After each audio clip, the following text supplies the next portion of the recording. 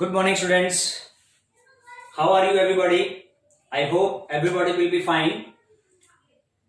With this hope, we will continue our lecture of study today, and we are continuing in the unit electrostatics, the third chapter, that is electrostatic potential and flux. ये chapter हम study कर रहे हैं, जिसमें last topics जो हमने किए थे वो आपको इलेक्ट्रोस्टैटिक पोटेंशियल सरफेसेस, उसकी properties, relation between electric field and potential, ये स्टडी किए थे हमने last topic, and electrostatic potential energy.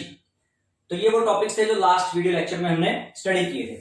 And in the today's video lecture we are going to start the topic area vector. देखिए बच्चों, area एक scalar quantity है। We know what is area, we have studied it already in physics, so many time we continue to study area which is a scalar quantity, but here we are writing it as a vector, area vector। Electrostatic unit के अंदर हम एक electrified body, एक charge body के behaviour को different aspect से understand कर रहे हैं।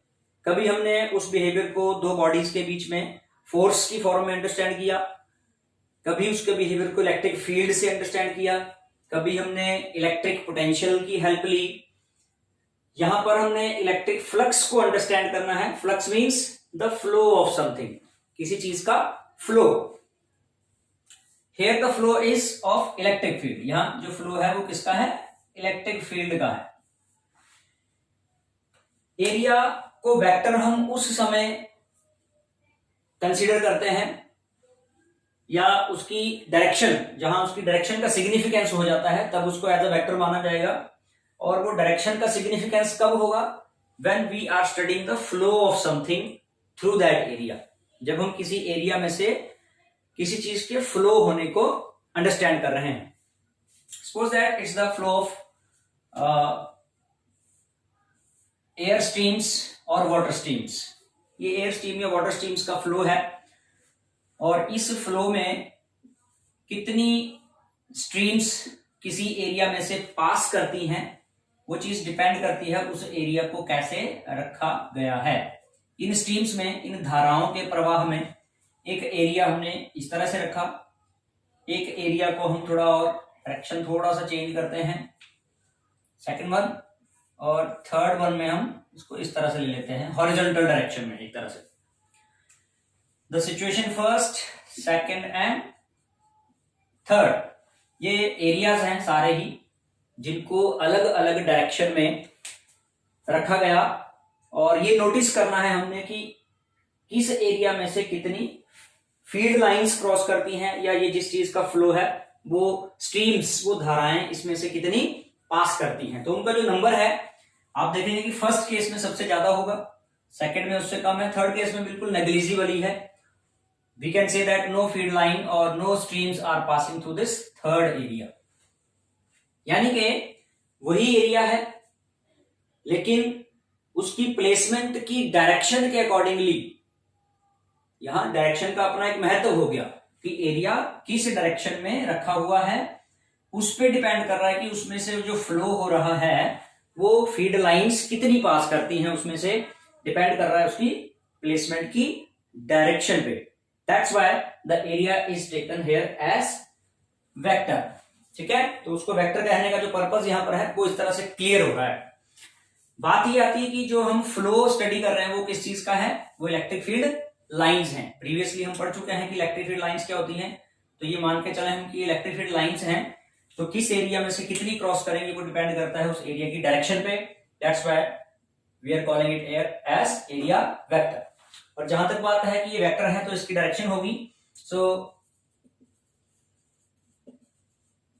Direction of area vector is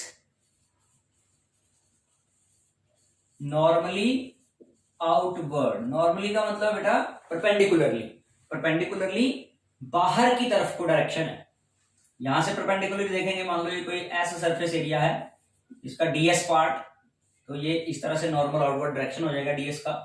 यहां से नॉर्मल लेंगे तो कुछ इस तरह से हो जाएगा ds vector, and from here it will be like that, ds vector कुछ इस तरह से होगा. So this is how can we indicate the direction to the area vector. Area vector को हम डायरेक्शन कैसे दे सकते हैं? Normally outward. ध्यान रखना है इस बात का, क्योंकि इसी पॉइंट से हमने जो यहां मेन टर्म है इलेक्ट्रिक फ्लक्स, उसको अंडरस्टैंड करना है. तो उसके लिए हमें एरिया वेक्टर का कॉन्सेप्ट और उसकी डायरेक्शन क्या है, किस तरफ होती है, उसको अंडरस्टैंड करना जरूरी है. हम इसको डायग्रामेटिकली दो एरियाज आपके सामने इस तरह से हम ड्रॉ करें. अभी भी जैसे बात कर रहे थे, ये एस सरफेस एरिया है और इस एस सरफेस का कोई पार्ट है ds. तो ds का जो एरिया वेक्टर होगा दैट इज ds वेक्टर. तो नॉर्मल आउटवर्ड डायरेक्शन ये हो गया उसके लिए. अगर यही सरफेस हॉरिजॉन्टली प्लेस्ड है, this placement is horizontal. Clear बेटा? एस वही सरफेस है और इसका ds पार्ट, छोटा सा इसका एलिमेंट जो है ds, जिसका वेक्टर जो होगा एरिया वेक्टर ds वेक्टर होगा. तो जो ऊपर कॉन्सेप्ट हमने लिखा है कि नॉर्मली आउटवर्ड डायरेक्शन, तो वो नॉर्मल आउटवर्ड डायरेक्शन इस तरह से होगी. This is the direction of area vector of this area. इस एरिया का ये एरिया वेक्टर है अपनी अपनी डायरेक्शन के साथ. नॉर्मल आउटवर्ड का जो मीनिंग है वो बता रहे हैं. Is that clear? Now the next term we will have to study is the electric flux. अगली टर्म हमने पढ़नी है, क्या है बेटा? Electric flux. इसके लिए सिंबल है हमारे पास phi. We represent it as the symbol phi. So electric flux, the term implies some kind of flow. ये टर्म जो बताती है वो किसी चीज के फ्लो के बारे में बताती है. एंड फ्लो जो यहां पर है वो इलेक्ट्रिक का मतलब है किसी चार्ज्ड बॉडी की फील्ड लाइंस का फ्लो है. तो इसको अंडरस्टैंड हम करते हैं कैसे कि सपोज दैट किसी रीजन में इलेक्ट्रिक फील्ड कुछ इस तरह से है. ठीक है, this is the direction of electric field. और उस इलेक्ट्रिक फील्ड में रखा हुआ जो एरिया है वो इस तरह से है ताकि उसका जो एरिया वेक्टर है S, वो एरिया है, तो उसका स्मॉल एलिमेंट ds नाम दें. तो ds vector is normally outward, उसका ये वाला डायरेक्शन हो जाएगा. अब इस सिचुएशन के अकॉर्डिंग इलेक्ट्रिक फील्ड में और एरिया वेक्टर में जो एंगल बन रहा है, मान लो उसको हम थीटा नाम देते हैं. Theta is the angle between electric field and the area vector. Clear? तो हम इलेक्ट्रिक फील्ड जो कि एक वेक्टर क्वांटिटी है, तो इस इलेक्ट्रिक वेक्टर को कंपोनेंट्स में रिजॉल्व करते हैं. The cos component will be along, जिस डायरेक्शन के साथ थीटा एंगल बना हुआ है उधर इसका कॉस कंपोनेंट हो जाएगा, और उससे परपेंडिकुलरली इधर इस डायरेक्शन में इसका इलेक्ट्रिक फील्ड का साइन थीटा कंपोनेंट होगा. Is that clear? Electric field को कंपोनेंट्स में रिजॉल्व कर दिया, E cos theta E sine theta. Clear? Now जो इलेक्ट्रिक फ्लक्स है, जहां डेफिनेशन मैथमेटिकली अगर हम उसको लिखें, it is the product of, it is the product of area vector and the component of electric field along area vector. देखो बात पे ध्यान देना है, मैथमेटिकली उसको डिफाइन कर रहे हैं हम इलेक्ट्रिक फ्लक्स को. वैसे तो ये नंबर ऑफ फील्ड लाइंस होती हैं, number of field lines crossing through a unit area when placed normally. लेकिन मैथमेटिकली अगर हम इस डेफिनेशन को दें तो ये प्रोडक्ट है दो चीजों का. किस किस चीज का? एरिया वेक्टर एक हो गया, और दूसरा क्या है? Component of electric field along area vector. इस डायग्राम के अकॉर्डिंग हम इस बात को देखें तो ये कहना चाह रहा है कि ds जो स्मॉल सरफेस एरिया एलिमेंट है, इसमें से क्रॉस होके जाने वाली small flux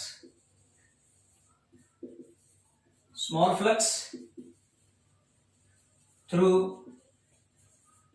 small area element ds is given by d phi, और d फाई किसके बराबर हो जाएगी, e cos theta into ds। क्या कहा है उसने, एरिया एलिमेंट और उस एरिया वेक्टर और उस वेक्टर के डायरेक्शन में इलेक्ट्रिक फील्ड का कंपोनेंट, इन दोनों का प्रोडक्ट है फ्लक्स। इस टर्म को हम थोड़ा सा रीअरेंज करके लिखते हैं, तो ई ds को पहले लिख लिया, cos थीटा को बाद में लिखा, तो ये बन गया ई ds cos थीटा। ये दोनों वेक्टर क्वांटिटीज हैं, E vector and ds vector. तो a dot b dot product से हम क्या होता है, a dot b equals to ab cos theta, तो ये b cos थीटा है, we can write it as a dot b की फॉर्म में इसको हम इस तरह से e डॉट ds लिख सकते हैं। तो स्मॉल फ्लक्स इस एरिया में से, इस स्मॉल एरिया एलिमेंट्स में से जो फ्लक्स पास हुई वो ये हो गया। और टोटल फ्लक्स की बात करें, and the total flux through whole area कितना है, s है सारा एरिया ये, तो इसमें से जो फ्लक्स होगी उसको अगर हम फाई नाम दे देते हैं तो वो क्या हो जाएगा, डी फाई का इंटीग्रेशन, डी फाई की वैल्यू रख देते हैं, तो इंटेग्रल ई dot D S, close integral है ये किसी क्लोज सरफेस में से। सो this is the mathematical expression for total flux through an area S। इस पूरे S एरिया में से जो फ्लक्स होगा वो ये वाला एक्सप्रेशन इसका है, electric flux. So it's a number, simply एक नंबर है। वैसे डेफिनेशन हम दे रहे हैं the number of field lines, तो इसका मतलब ये एक स्केलर क्वांटिटी होगी, ठीक है। और जहां तक बात है इसके SI यूनिट की, तो इन दो क्वांटिटीज का यूनिट रखेंगे, तो SI यूनिट इसका क्या आ जाएगा, E का SI यूनिट क्या है, न्यूटन पर कूलम, और ds का क्या हो जाएगा, मीटर स्क्वायर। तो इसको थोड़ा रीअरेंज करके लिखेंगे, न्यूटन मीटर स्क्वायर पर कूलम। Is that clear? तो इनका ही डायमेंशन फार्मूला रख के इसका डायमेंशन फार्मूला भी कैलकुलेट कर सकते हैं। जहां तक बात है फ्लक्स कब मैक्सिमम होगी कब मिनिमम होगी, that depends on the angle theta, ठीक है। क्योंकि जो वैल्यू उसकी थीटा के साथ रिलेट हो रही है, इसके स्पेशल केसेस डिस्कस करें। Case 1, when theta equals to 0 degree. अब उसका डायग्राम बनाए हम कि थीटा 0 डिग्री की सिचुएशन कैसी दिखाई देगी। सो 0 डिग्री का मतलब इलेक्ट्रिक फील्ड और एरिया वेक्टर दोनों एक ही डायरेक्शन में होंगे। तो इस तरह से इलेक्ट्रिक फील्ड होगी और उसमें रखा हुआ ये एरिया है। ये सारी लाइनें रिप्रेजेंट कर रही है इलेक्ट्रिक फील्ड की डायरेक्शन को, and area vector will also will be in the same direction, so angle theta will be 0। दोनों वेक्टर एक ही डायरेक्शन में है। तो इस केस में फ्लक्स की वैल्यू की अगर हम बात करें, जो कि E D S cos theta आ रही है, तो थीटा की जगह 0 रखा जाएगा, तो ई डी एस कॉस 0, यानी कि कॉस 0 1, तो ई डी एस ये एक मैक्सिमम वैल्यू हमारे पास ऑब्टेन होगी फ्लक्स की। क्लियर? दूसरे केस की बात करें कि 0 फ्लक्स कब होगी, ये होगी जब angle theta is 90 degree. Diagrammatically उसको हम देखें तो सिचुएशन, इलेक्ट्रिक फील्ड लाइंस को हम यहां भी उसी तरह से लें, पहले वाला जैसे ऊपर वाला केस है वही डायरेक्शन, लेकिन इस बार जो एरिया प्लेस्ड है वो इस तरह से हॉरिजॉन्टली है, ताकि उसका जो एरिया वेक्टर होगा वो तो इधर इस डायरेक्शन में आ जाएगा और इलेक्ट्रिक फील्ड इधर है। दोनों में एंगल कितना है बेटा, 90 degree. And bye substituting the value E D S cos 90 degree, cos 90 degree की वैल्यू कितनी है, 0 है। So this all becomes 0। तो फाई कितना हो गया, 0 हो गया। तो ये दो मेन सिचुएशंस हैं कि कैसी सिचुएशन होगी जब फ्लक्स मैक्सिमम क्रॉस करेगी एरिया में से, और किस सिचुएशन में फ्लक्स 0 होगा। So this is the concept of electric flux.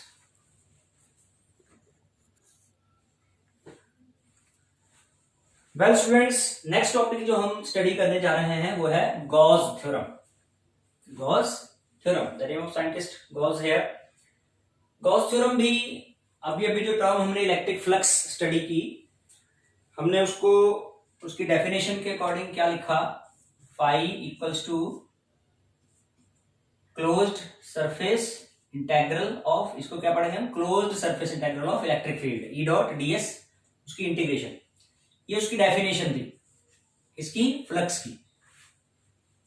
जबकि गॉस ने इसी बात को, इसी फ्लक्स को अपने डेफिनेशन में जो स्टेट किया, the statement is it state that total electric flux through a closed surface, it states that total electric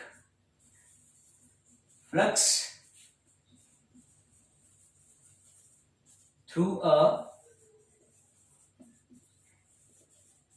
closed surface is equal to, या is 1 by epsilon naught times the total charge enclosed, total charge enclosed in that closed surface।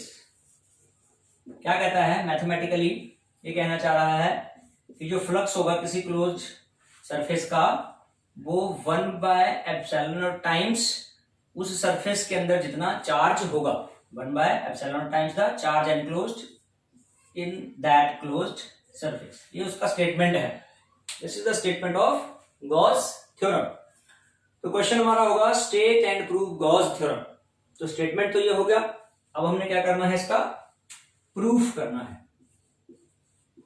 We have to prove that the flux will be 1 by epsilon naught times the charge enclosed in a closed surface. So we have considered for this, हमने एक closed surface select किया,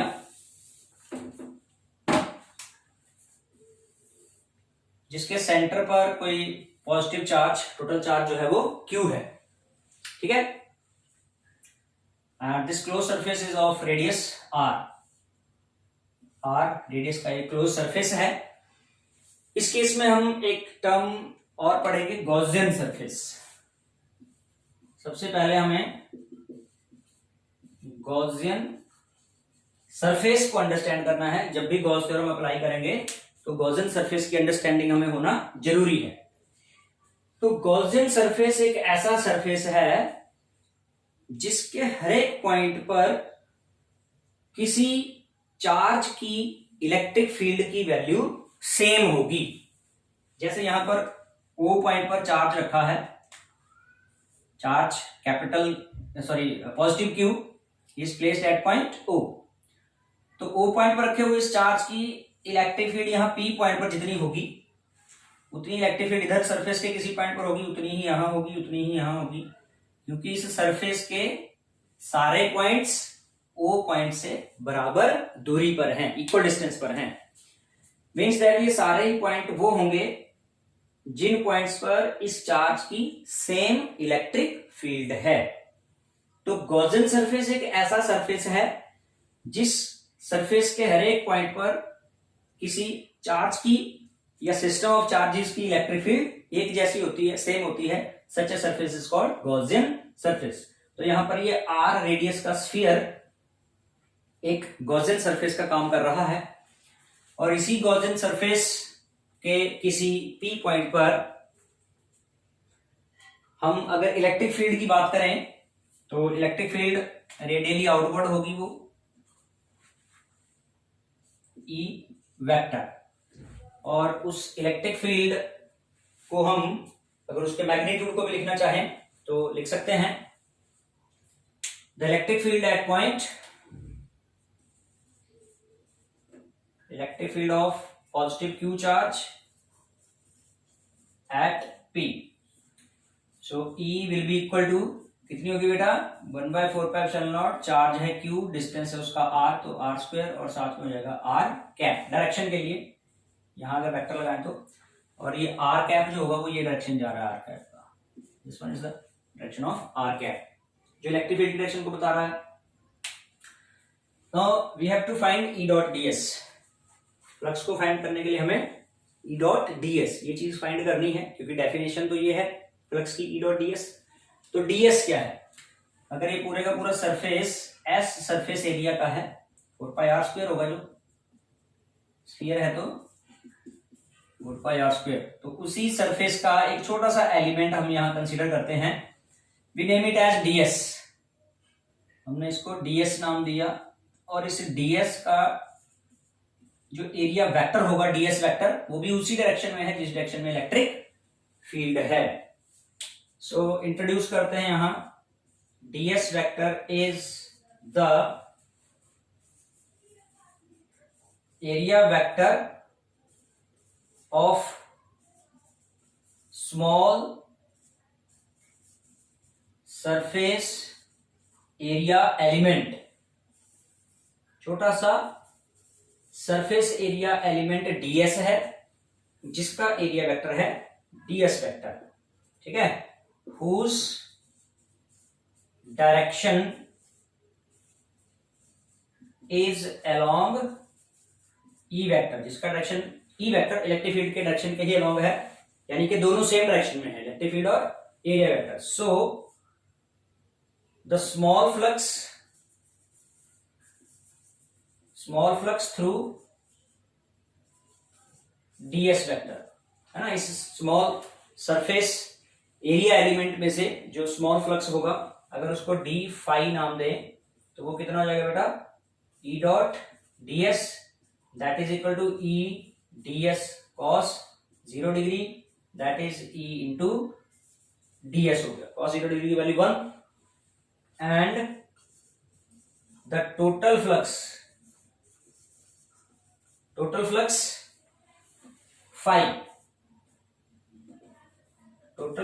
phi will be equal to integral D phi, close integral D phi, तो D phi की value रखें हम E into D S, clear. यहां कर लेते हैं सॉल्विंग, आगे इसको सॉल्व करें, फाई कितना आएगा, तो E into integral D S, integral D S का मतलब ये हो जाएगा, ये डी एस जितने भी छोटे छोटे एरिया एलिमेंट्स हम लेंगे उन सभी का सम, इंटीग्रेशन का मतलब सम हो जाएगा, तो वो टोटल सरफेस आ जाएगा एस, सरफेस एरिया टोटल हो गया वो एस। अब इन दोनों की वैल्यू रख देते हैं, यहां पर इलेक्ट्रिक फील्ड का मैग्नीट्यूड हमारे पास है 1/4πε0 Q/r², ये तो इलेक्ट्रिक फील्ड का मैग्नीट्यूड हो गया, और एस कितना, स्फीयर है, आर रेडियस का, तो एस की वैल्यू हो जाएगी 4πr², तो कुछ फैक्टर्स यहां कैंसिल हो गए, 4π से 4π, r² से r² कैंसिल हो गया, तो बेटा बचा क्या हमारे पास, Q/ε0। So flux phi which is according to Gauss theorem, यही गॉस थ्योरम की स्टेटमेंट यहां कह रही है कि टोटल फ्लक्स जो किसी एरिया में से होगी वो 1/ε0 टाइम्स द चार्ज एनक्लोज्ड, ये चार्ज एनक्लोज्ड था Q in the close surface, तो इसका 1/ε0 time. So this is Gauss theorem.